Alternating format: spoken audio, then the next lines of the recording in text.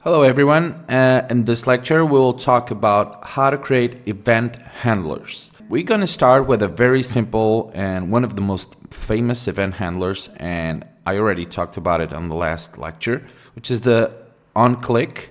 Okay, so whenever you click a button or some element like a div with your mouse pointer on a web page, and something happens or some action happens or it triggers some action after you point the mouse or click on that button, we call that an event.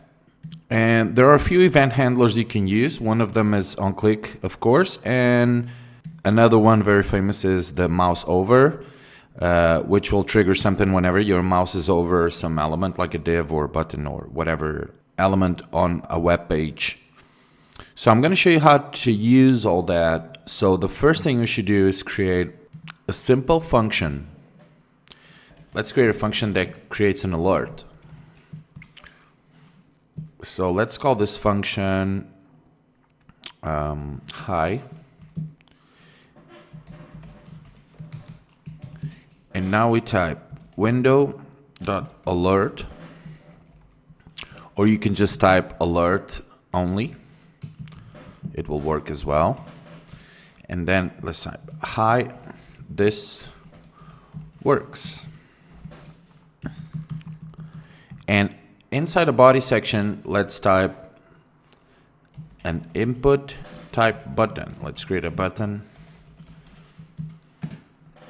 And with a value saying click here.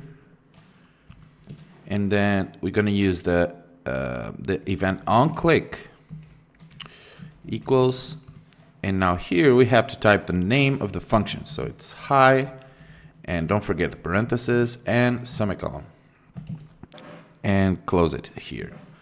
Okay, now let's save this. Let's run it in Chrome. Let's click it, and there it is. Okay, so it works perfectly. Now you can also put the function or the action directly in here. I'm going to show it how to do it. So let's take the function out of here. And in here, let's type alert. And inside the alert, whenever you have to type double quotes inside other two double quotes, like in this case, we use single quotes, okay? Otherwise, it will not work, okay? Because as you can see, now the JavaScript thinks that this is an open double quote and this is a closing double quote. Okay, so this will not be nothing and not recognize as JavaScript here. So what we do is type here single quotes. Okay, so now what we'll do is hi, it works.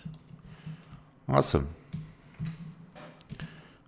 Okay, now let's save this and run it. Click, and there it is. It works the same way. So you can put any JavaScript code directly in here and it will work. Okay, there's also other way using the getElementById and the onClick event. So let's say we want to create a form. Let's close the form, and inside the form, let's create an input. Type equals button value. Click here. And here we're going to give it an ID to this element input. And let's call this testing. Okay. Outside the form, let's grab this, copy it, and put it here. So let's take the script tags out of here and put them in here so we can create some JavaScript. And in here, let's create a variable. And let's call this variable button test equals document dot get element by ID,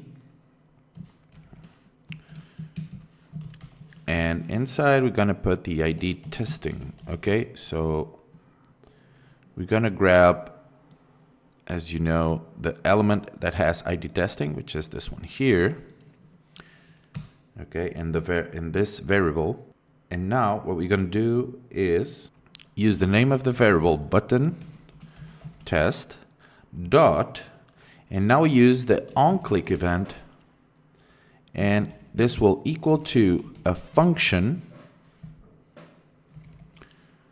You don't need to put, in this case, you don't need to put any name to the function, okay? Because the function is already related directly to the onClick event and the variable button test, which at the same time holds this element in here, okay? So now what the function is going to do is, let's type alert. It works this way too. And let's save this. And let's check if this works. Okay, if you click it, there it is. Okay, so these are the three different ways you can use to trigger something with an event. And we're gonna learn more in the next video, some more examples with other event handlers. Okay, so see you guys in the next video. Bye.